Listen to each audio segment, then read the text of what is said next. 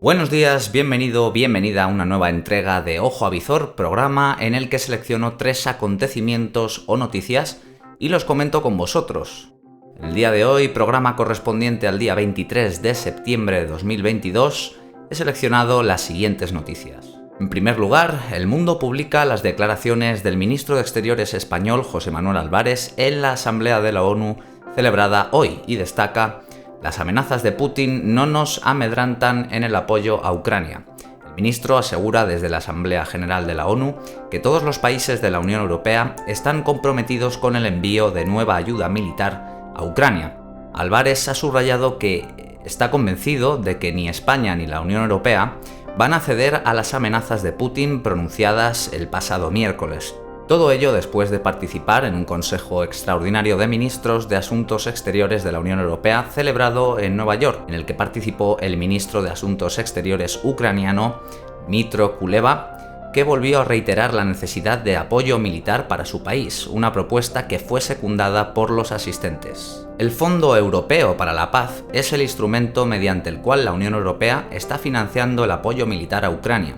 y ha comprometido más de 2.500 millones de euros para este país en armamento y en ayuda económica. Además, Álvarez aclaró, en estos momentos, más allá de esas palabras de Vladimir Putin, no existe nada que indique riesgo nuclear y yo creo que no hay que angustiar inútilmente a la gente. Estas son las palabras literales del ministro Álvarez y además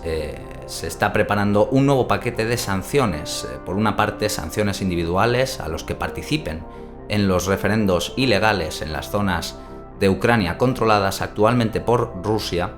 los cuales no tendrían ninguna validez legal y tampoco tendrían reconocimiento por parte de la comunidad internacional. Y al mismo tiempo, otro tipo de sanciones económicas que impidan que Putin financie su esfuerzo bélico a costa de la Unión Europea. Existe unidad en la Unión Europea respecto al asunto de Ucrania, pero ¿existe tal unidad de criterio en el gobierno de España? Si recordamos, el grupo Unidas Podemos, partido de gobierno, ha sostenido posiciones a veces diferentes a las del propio gobierno de la nación y las de la propia voluntad general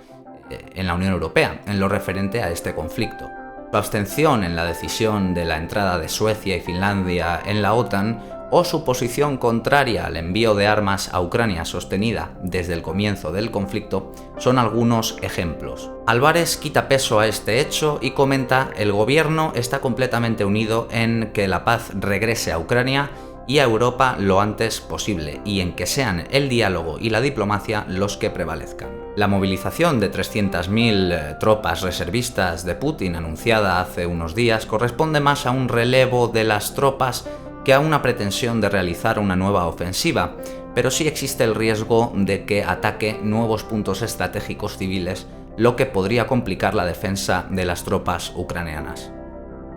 El segundo titular de hoy nos lo brinda ABC y es una información sobre Cayetana Álvarez de Toledo, diputada por Madrid y por Barcelona actualmente en las Cortes, que dice así: Cayetana Álvarez de Toledo rompe la disciplina de voto del PP y vota con Vox a favor de un 155 para garantizar el castellano en Cataluña. Vox planteó ayer en el Congreso de los Diputados una propuesta para activar el 155 en Cataluña, que fue rechazada por los partidos del gobierno y las formaciones nacionalistas e independentistas. Si bien no es la primera vez que Vox plantea una iniciativa semejante, tiene su origen en el reiterado incumplimiento del gobierno de la Generalitat de la sentencia dictada por el Tribunal Supremo y la sentencia inicial del Tribunal Superior de Justicia catalán, en las que se resuelve que los escolares catalanes tienen derecho a recibir un 25% de las clases en castellano. La propuesta se ha sometido a votación por puntos y mientras el PP se ha abstenido en 3 y ha rechazado el referente a la aplicación del 155, Cayetana Álvarez de Toledo ha votado a favor en todos, junto a Vox y Ciudadanos, rompiendo así la disciplina de voto de su partido, un hecho por el cual ya fue sancionada en otra ocasión al no apoyar los candidatos para la renovación del Tribunal Constitucional que el PP había pactado con el PSOE, por considerar que no eran el perfil adecuado para el cargo. Por lo que conocemos de Cayetana Álvarez de Toledo, siempre ha defendido garantizar el cumplimiento de la Constitución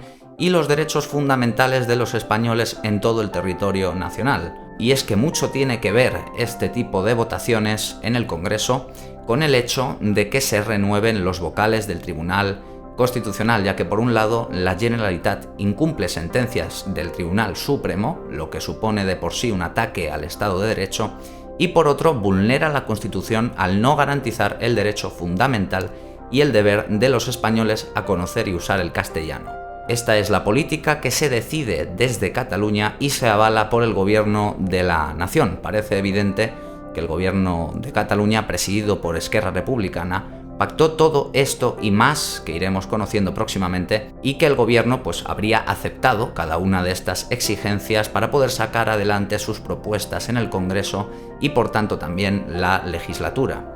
La cosa no queda ahí, ya que el gobierno de algún modo necesitaría tener a su favor al Tribunal Constitucional para que en los próximos años se pudiera continuar con este tipo de políticas sin que sean declaradas inconstitucionales. Y esto me lleva directamente al tercer titular de hoy. Lo publica hoy Ana Martín en eldebate.com y dice así: Sánchez quiere tomar el Constitucional para que permita una nueva consulta en Cataluña. Recordemos que el Tribunal Constitucional no forma parte del Poder Judicial, sino que es un organismo que carece de la independencia orgánica al ser elegidos sus vocales por las cúpulas de los partidos políticos a través de una negociación. De los 12 vocales que tiene este tribunal, 4 serían elegidos por el Congreso de los Diputados, otros 4 serían elegidos por el Senado, 2 a propuesta del Gobierno y otros 2 a propuesta del Consejo General del Poder Judicial. Es por ello que el presidente quiere una mayoría de izquierdas en el Tribunal Constitucional para que sus magistrados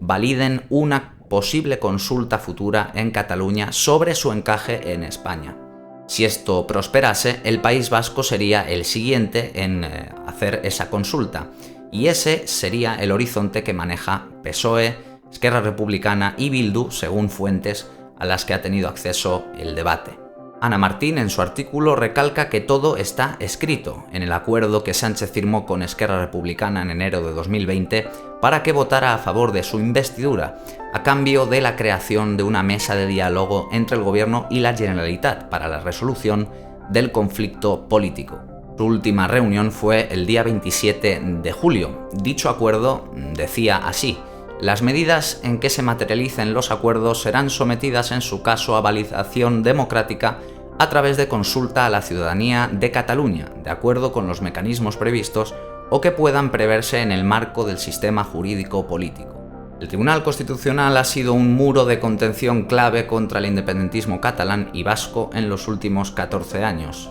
En septiembre de 2008 declaró inconstitucional la ley de consulta vasca, popularmente conocida como Plan Ibarretxe. Los magistrados argumentaron de forma unánime que esa ley atribuía al Parlamento vasco una potestad reservada en exclusiva al Estado, la de autorizar un referéndum, recogida en el artículo 149. En 2014 también declaró inconstitucional la consulta organizada por Artur Mas el 9 de noviembre en Cataluña, por la que el expresidente de la Generalitat acabó siendo condenado a 1 año y 1 mes de inhabilitación y a 36.000 euros de multa por desobediencia grave al Constitucional. Entre septiembre y octubre del 2017, el Tribunal Constitucional también prohibió el referéndum de autodeterminación de Cataluña y declaró inconstitucionales la ley del referéndum y la ley de transitoriedad hacia una república catalana, aprobadas por el Parlamento. De ahí que Pedro Sánchez necesite tener de su parte al Constitucional para cualquier componenda con el independentismo y nos enfrente como hasta ahora.